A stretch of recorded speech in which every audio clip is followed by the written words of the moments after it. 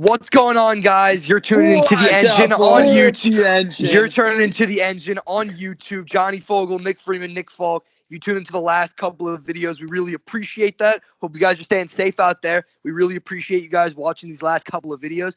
Right now, we're talking about the AFC North. 2 days. AFC North, best division in football. That's up for debate, but that's not what we're talking about today.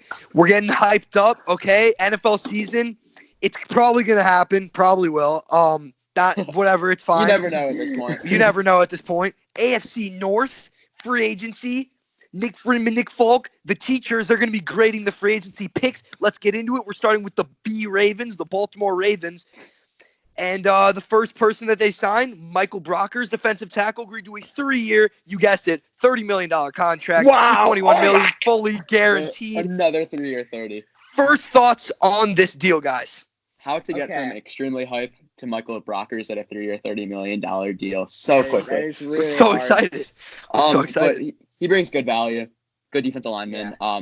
They kind of lacked pass rush last year. They had to blitz more than any team in the NFL.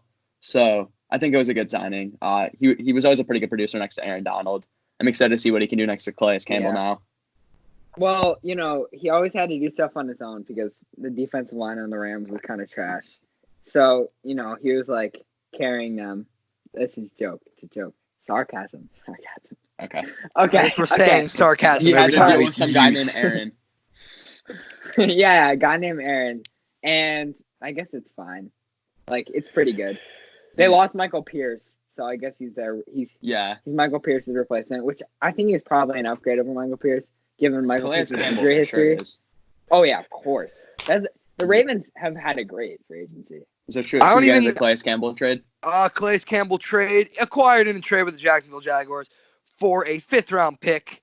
NFL, whatever, that's not what I was looking for. The Ravens are finalizing a 2-year, $27 million deal with Calais Campbell. They'll include $20 million guaranteed.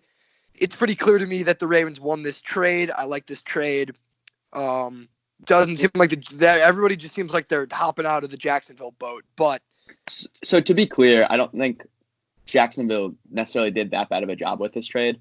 He was going to leave next season anyway, and they weren't any kind of contender. But the Ravens got just an incredible steal. He's probably the best rush defender in the league. The Ravens have been getting all the steals. Stud. The Ravens have been getting all the fields in free agency. And they're still going to lose in the first round of the playoffs next year. Absolutely. No. That's a guarantee. No, I think they're going to be really good. The Steelers are going to win the division, so it doesn't matter. Anyways, Calais Campbell trade. I think it's a really good trade. You guys think it's a good trade. You're getting an absolute beast talent. He was really, really good a couple of years ago. When was that? 2017. He's still plays. He's still really amazing good the whole time. That was a breakout year. He's so underrated. It seems like he's a great guy. Also, he's probably the best guy you can have in the locker room. He won Walter Payton Player of the Year. He seems like a Ravens He had an player. amazing speech during the Pro Bowl about the Kobe death.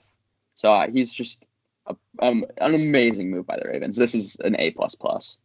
And Michael Brockers, I'll give it I hate to say it, but definitely an A++ here. Mm-hmm. Moving on, Michael Skura. Hopefully I didn't butcher that name. Isn't it Matt Skura? Matt, oh my bad. Matt Skura. Thank you. The team placed a original round tender on the restricted free agent. Not sure what that means. Going to click on the link, find out what it means. I don't know what that means either. I don't know what that means. An original first-round tender? No, an original round tender. I don't know what that means. Let's just say. Oh, I bet you it's whatever round he got drafted in. But anyway, this is probably the most hyped I've ever been about a free agent. Oh my God! You're hearing it first. But they need help. Marshall Yanda is retiring, so that interior offense line is a little weak. It's good to get him back. So for sure, a smart move to keep him. Yeah, I think he was hurt last year. When I saw this, I screamed because I was just I was just so excited. I was just overwhelmed with joy. I was really. We have to win this team twice. We're sorry. We're in a kind of a weird mood. This is our 6th episode, and we're absolutely absolutely hyped up at this point. Yeah. I couldn't control my emotion. I'm just. We're moving on to the NFL sweetheart, the Cincinnati Bengals. They're probably gonna get Joe Burrow. It's probably not going to make any difference because the Bengals are horribly run, but the biggest signing that they had, Trey Waynes and DJ Reader. We'll start with Trey Waynes, so a 3-year, $42 million contract. So Trey Waynes is okay. Yeah, okay, let's get to the point. He's really bad, Or no, he's not. Okay, let's just say this. He's a good tackler. He's a good tackler. He's a really good tackler. But he gets all those opportunities. He cannot play corner. Yeah, he gets those opportunities because people get receptions on him, and then he has the opportunity to tackle him. Yeah, but he is a good tackler. Also seems like a Holland Dick situation. He's like the last guy to touch the guy. Like he pushes him out of bounds after a 40-yard game. Okay, after a 40-yard game. Okay. So, I mean, every Bengals grade kind of gets a downgrade because I just assume it's not going to work out because the player's like overall rating goes down a few. Like it's like in Madden when you trade for a player and their morale boasts when their morale goes down. So it's like -2 next to their name. So, it's fine. He's a really good tackler. Underrated corner tackler. Maybe top 10. Yeah. He's an okay tackler. But 3 years, $42 million for a deal corner, he's a really good tackler. It's a really bad deal, though. Yeah, that's too much for an average cornerback. How much is just that? Seems like the Bengals are upset that they didn't get Chris Harris or Byron Jones. Wait, how much is it a year? A year, $42 million. So that's like that's 14, like James Bradbury. Like James Bradbury is much better than him. James Bradbury is not. He's been a little overrated on our show, but he is much better than Trey Waynes. Yeah. Okay. Next move, DJ Reader. Going back to Trey Waynes real quick, the guy they're replacing Trey Waynes with Drake Kirkpatrick, and Trey Waynes is much more expensive, and he's barely better. So it's just a little confusing there. And Trey Waynes isn't that young. It seems like he's young to me at least, but he's not that young. I digress. DJ Reader, defensive tackle, expected to sign a 4-year, $50 million contract. I actually like this move. I actually like it. Mm-hmm. He's like the only nose tackle left in the NFL. They did overpay for him a little bit more, and last year was his only really good year, really consistent good year. But I really like him in the middle, Geno Atkins. So I'd actually give this a B. I'd give it like a B+. They really found their interior defensive line. But like I said, downgrade because of the Bengals. It's going to be a strong interior defensive line. So I like it a pretty good amount. I think the reason it's so expensive is just because Javon Hargraves. I agree. Got your 39 DJ Reader, who's probably a little better, is going into that. I'm going to be the highest paid nose tackle. But I mean, it makes sense. And their defense is going to look better because of it. Yeah. They've always invested in defensive line. And then the move we expected to happen, AJ Green got the franchise tag. We thought that was going to happen. They need a person to. They need a number one receiver. How this helps them? It doesn't really help them. I understand. So, the reasoning behind it is they're gonna keep him, and then they're probably gonna trade him week 6. If they do that, it's good, in my opinion. It's actually a really good move if they do that because they're kind of getting Joe Burrow going, even though he's hopeless already because he's on the Bengals. They're like giving him a little hope. And then they're going to trade AJ Green eventually if he's some contender will want him. I mean, the Bengals to start the year were an absolute dark horse for the first overall pick in the draft, but they were definitely a dark horse. Their roster really isn't that bad. They went like 0-12 last year to start out the season, but they have a little talent. It's the Bengals, but they have a little talent. Like Ryan Finley, if he had better offense around him, he'd probably be a Hall of Famer. But like, we can't just. I mean, if I was 6'6" and could shoot like Michael Jordan, I'd be insane at basketball. It's the same thing. Okay. We're talking about whatever. Whatever. If I was LeBron, I'd be really good at basketball. So moving on to the next team. Sure. Cleveland Browns. This team absolutely stocked up on really good free agents such as Case Keenum agreed to a 3-year, $18 million deal. Do you guys like the signing? So a little confusing for me. I don't know if I like it because it's really cheap, so it's not really any risk. So I guess I'd give it a good grade, and hopefully it helps Baker Mayfield. Well, actually, not in my case, but hopefully for them it helps Baker Mayfield. Yeah, I think they got a quality backup. The one part that confuses me a little, this is a lot for a backup, and he's not really going to put any pressure on Baker Mayfield. It seems like his job is secure. And on the other hand, I mean, maybe he'll give him a little leadership. But Baker doesn't need pressure. Of course Baker's going to keep his job. I think Baker being bad was overrated. It was more Freddie Kitchens for me last year. It's also Baker's not injury prone, so why do you really it's to manage him. It's to manage his personality a little bit.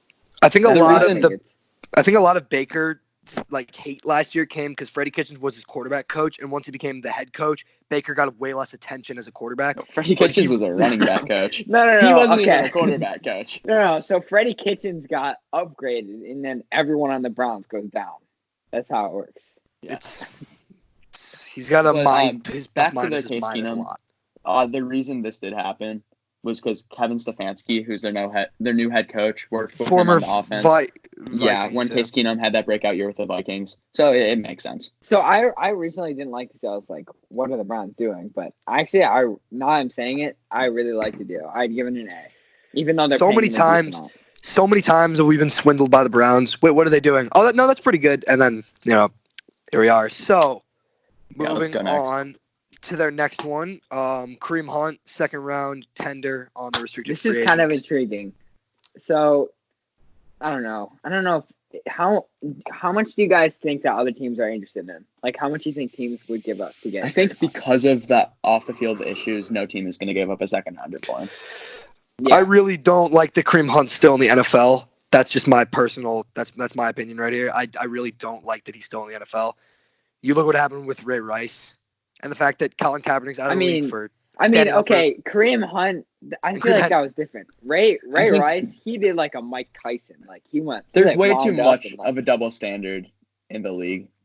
Like you can say that, but you can also say Greg Hardy never left the league. Jeffrey Simmons is in the league. Joe Mixon is in the league. Like it's not just Kareem Hunt was suspended for the same amount of time that a player would be suspended if they were caught with Adderall in the old CBA. Now you can't get charged. I think if you're with weed. Well, that's what I'm saying. Is it's the NFL's fault. But really still, with the inconsistency, don't think you can completely count Kareem Hunt. It's obviously very money centered, and that's why a lot of players are in the league. But I think it's smart. It gives the Browns another weapon. We've seen him be a top 10 back in the league, maybe even top 5. He's unbelievable. So I think this is a little bit of Freddie Kitchens as well. But they need to trust more Nick Chubb.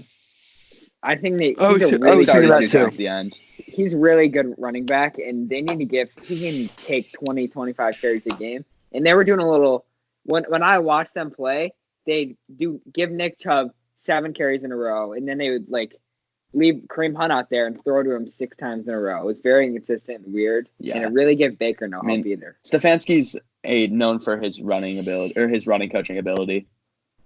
So we'll see. I think keeping him as a weapon is really smart. Explosive and underrated backfield. On to the next one, the big one. Austin Hooper agreed to terms with the Browns on a 4-year, $44 million contract, $23 million guaranteed in the first 2 years. Highest paid tight end in the NFL. We like this?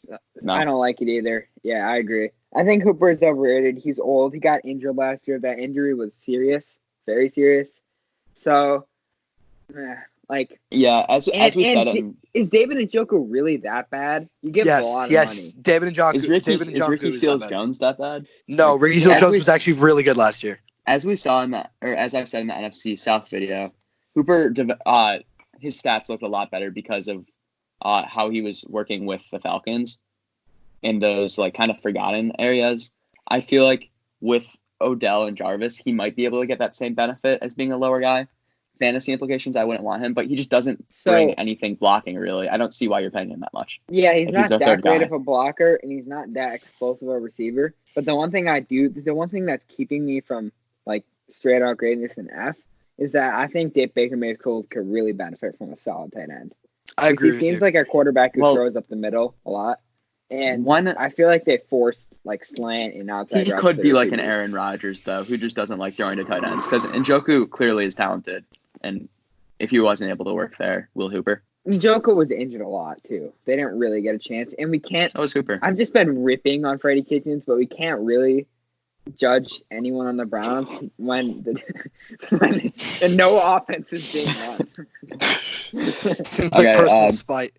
Jack Conklin, offensive tackle, on a $42 million deal with the Browns with $30 million guaranteed. Great deal here. He's one of the better tackles in the league. He's still really young. By the time this deal's up, I think he's gonna be 28 years old, so still in his prime. There was actually talk about him getting $18 million a year. He wanted to be the highest paid tackle in the league. They managed to get him for a pretty cheap price, and the Browns need tackles so desperately. Their tackles were Chris Hubbard, who was terrible, Greg Robinson, who's terrible and arrested. So it's time. They'll probably take a tackle in the draft also. But getting Conklin on this deal was really smart. He's one of the better, best right tackles in the league. So this was definitely the best, offensive, one of the best players in free agency to get, especially for a team like the Browns who really need a tackle, and he's really young and pretty good. Although I do think he's a little overrated. That's why I won't say this is one of the best deals of free agency, because lots of people are saying, wow, this is a great deal for the Browns. They need a tackle. They got one. He's young. But unfortunately, he is more of a run-oriented tackle. So that's why they might want that with Nick Chubb, though. He's still a workhorse dude. Yeah, we'll see what they do. Conklin, I actually would still give it an A-. Yeah, with Conklin, I was scared they were going to overpay him after that trench-moving playoff performance the Titans had. But he actually ended up going right where I think is a reasonable price range for a tackle. Yeah, I was shocked he didn't get paid a little bit. I'd give it an A. Yeah. All right. Is this the year that we can finally say that the Browns can make the playoffs? Is this the year? It's a really competitive NFL. I don't know. I trust Kevin Stefanski a little bit more, but I'm not sure. I just can't say right now. I mean, I think they should be able to. They get Myles Garrett back. Yeah. Any chance we get a Matt LaFleur 13-3 Browns team next year? No. We're not with the Ravens in their division. Why did you mention Matt LaFleur? Because he won 13-3 as his first year as a coach. Okay. Anyways, moving on to Nick Folk's hometown team. They had I'm not from a mighty haul of two players. Bud Dupree. The team placed a franchise tag on Bud Dupree. We predicted this a couple weeks ago. Well, okay, so I actually was kind of shocked when I saw they franchise tagged him, because I actually thought they would let him go, because the Steelers' money situation is not good. It's very scary. And they don't have draft picks because they moved up to get Devin Bush last year at 10, and they traded away to get Fitzpatrick. They traded away this year's first round pick to get Fitzpatrick. So right now, they have a lot of holes, and they don't have many draft picks and not a lot of money. So it's a little confusing, but it is nice to get that edge opposite TJ Watt, because although this was his only good year, so I'm fine with it, but I'm not really happy that we get to keep him. Yeah, Dupree's one of those guys who gets a lot of sacks without a lot of pressures, so he definitely is more of a cleanup sack guy. But having anyone opposite TJ Watt is going to have a good year, and being real with a franchise tag, let's say he's bad, he walks next year. Yeah, I mean, on the Steelers, everyone kind of is a cleanup guy, because that's just how the Steelers rush. They just throw a bunch of guys in there. So he's a solid player, but I wouldn't put him in an elite edge rusher tier. But, I'm fine with it. I'm not mad that they did it. Moving on to the Watts, not TJ, but Derek Watt agreed to a 3-year, $9.75 million deal that includes $3.25 million guaranteed, fullback, dying position. I like Derek Watt, though, as a bias, as a Wisconsin fan. But Derek Watt, J.J. Watt, T.J. Watt, all some of the most athletic players in the NFL. I mean, not as much Derek and not as much J.J. anymore, but T.J. T.J. is really good. So, breaking news, Bill O'Brien trades J.J. Watt to the Steelers for a 6th-round pick. There you go. We're just waiting for it to happen. Anyway, I like this deal. I bet you. Well, I don't actually like it. He's not worth it as a fullback. What'd you say? Marcus Smart has coronavirus. Who? Marcus Smart. Oh, wow. Marcus Smart has the coronavirus. Unrelated. This is crazy. Watt, we've had Roosevelt Nix for a long time. I've actually liked him. He's been pretty solid. I don't know. It's kind of a lot of money for a fullback. I haven't been much of a Derek Watt observer. I don't watch. He's pretty good. He's really good at blocking. Derek Watt playing fullback, but he's really good at blocking, is what I'll tell you. He kind of expensive for a fullback. He played with Melvin Gordon at Wisconsin. That's my experience. Well, I watched him for 4 years. He's athletic. He's big. He plays with a neck pad. What happened? He plays with a neck pad, which is TJ cool. Watt TJ Watt, who's on that contract year next year. They're probably just trying to make him happy, so he resigns. Yeah, exactly. I mean, it's why not? Yeah, make it easier too much risk. Make it easier for the fam to travel to the games. This is just clearly to make TJ Watt happy, and I'm clearly fine with it. Yeah. There you go. Also, starting guard for the Steelers, Ramon Foster retired, so now, and Marcus Pouncey's just not a very good center. So they do have some interior offensive line holes. We have a lot of holes because our offensive line is starting to get pretty old. We did sign Zach Banner, which he's kind of like that eligible receiver guy who comes in and bring like a 6-0 line set. BJ Finney, did you re-sign him? No, I don't think we did. Or do you lose him? I think we lost him. Okay. Matt Filer, I think, is staying, which he's our right tackle. But I don't know. Nick Friedman, Nick Falk, how are we feeling about the Steelers quarterback situation going into 2020? Okay, so I've heard some rumors that the Steelers are a good fit for Jameis Winston. Okay. Now, I'd be really happy with this. Jameis Winston reminds me a lot of Ben Roethlisberger. I'm not going to lie to you. Okay. Not really. Roethlisberger's a lot more of a dump-down guy than people think. Okay. No. The way they throw the ball is kind of similar. He throws short a lot. And they break tackles a lot. Both of them, I love Roethlisberger, but he's an idiot sometimes. He just decides to like chuck it up. Like he's like blindfolded and he's just gonna chuck it up. Also, he's a felon. Just throwing that out there. That was a long time ago. But I really trust the Steelers' development. So if this were the case, I'd actually be really excited. He's not going to get that much money. He shouldn't. He's going to be a backup. And it'll be a great chance for James to develop. He shouldn't go to a team where he has to start. His team needs a chance to kind of reset. He'd do well with Tomlin. Also, let's say Ben Roethlisberger's elbow is not 100% week one. Throw Jameis Winston in there. He's going to be way better than Mason Rudolph or Devlin Hodges. He has the starting experience, and he'll get to learn under a Ben Roethlisberger. He'll make him a little smarter. I mean, I'm not completely abandoned. Maybe there's 1 to 2% chance Mason Rudolph ends up being okay. So apparently people in the Steelers organization like him, which I'm not completely abandoning him, but I don't know. I would like the Jameis Winston move if they did. Yeah, they also could go for a Jalen Hurts, Jacob Eason, Jake Fromm in the second round. Yeah, possibly even Jordan Love if he fell, which I don't know. Don't get Jake Fromm. I think Jake Fromm is an absolute bomb. I love. He's mediocre.